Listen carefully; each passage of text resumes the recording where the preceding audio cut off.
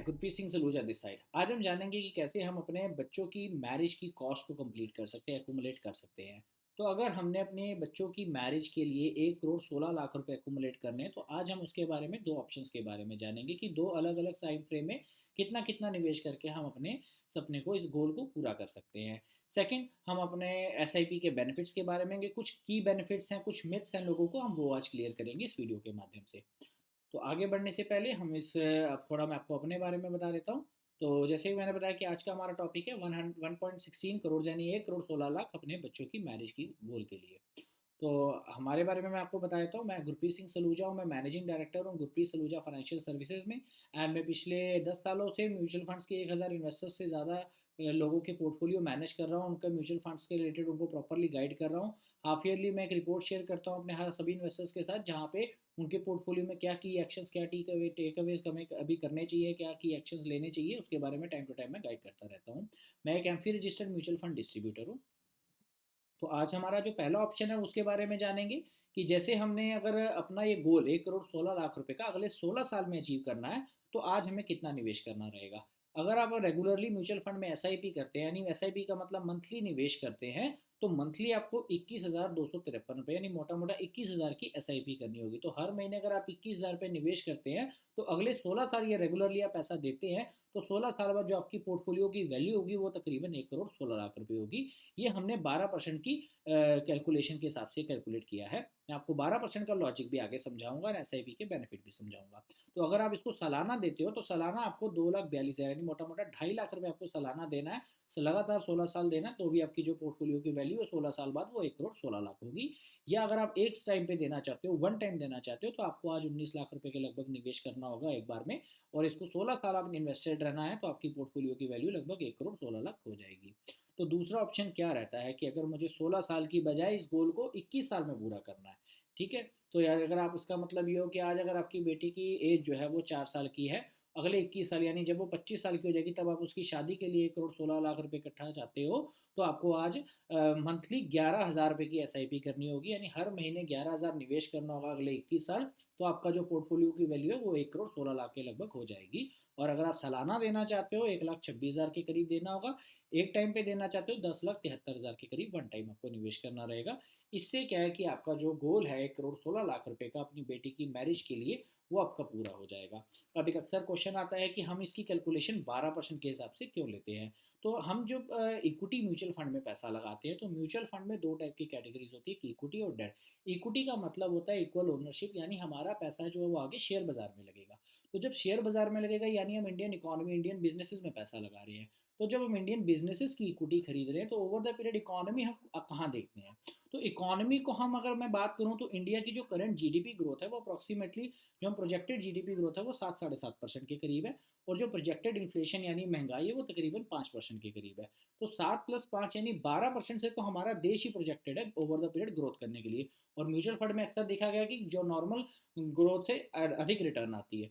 तो जो बुरे से बुरे हालात में भी हम 12% की एक बुरी कैलकुलेशन लेके चल सकते हैं। इससे ऊपर भी रिटर्न आ सकती है, हो सकता है 14 आ जाए, हो सकता है 15 आ जाए। ये डिपेंड करता है कि मार्केट कैसे परफॉर्म करती है। शॉर्ट टर्म में उतार चढ़ाव रहता है, उस वक्त आपको घबराना नहीं होता इक्विटी मार्केट में। अक्सर जब भी मार्केट डाउन आती है, आपको और निवेश करके मार्केट का साथ देना है, मार्केट का साथ नहीं छोड़ना है।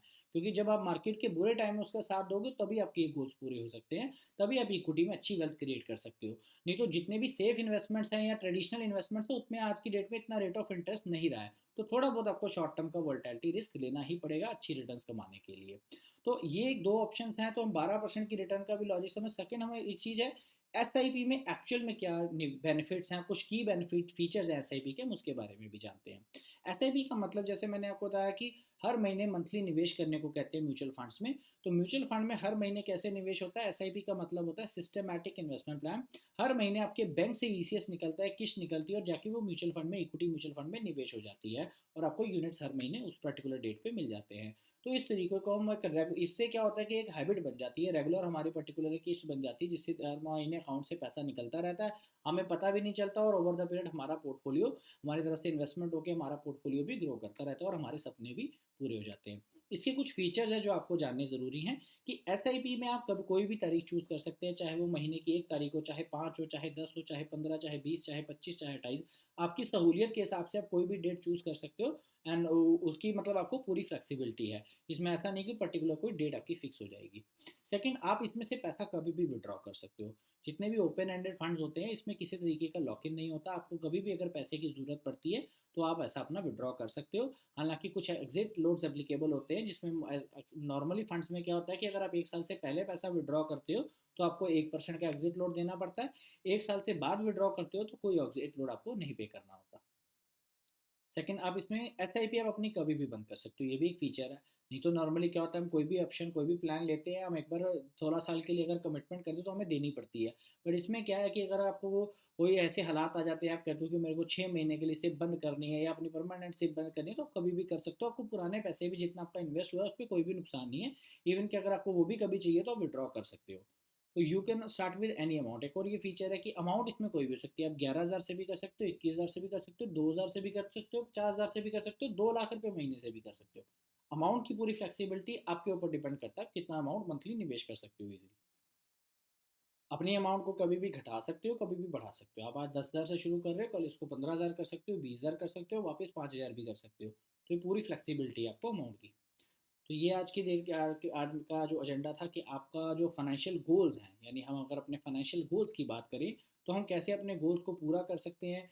अपने ओवर द पीरियड एक SIP करके म्यूचुअल फंड्स में हम धीरे धीरे निवेश करते हैं तो लॉन्ग टर्म में हमारे सारे सपने साकार होते हैं।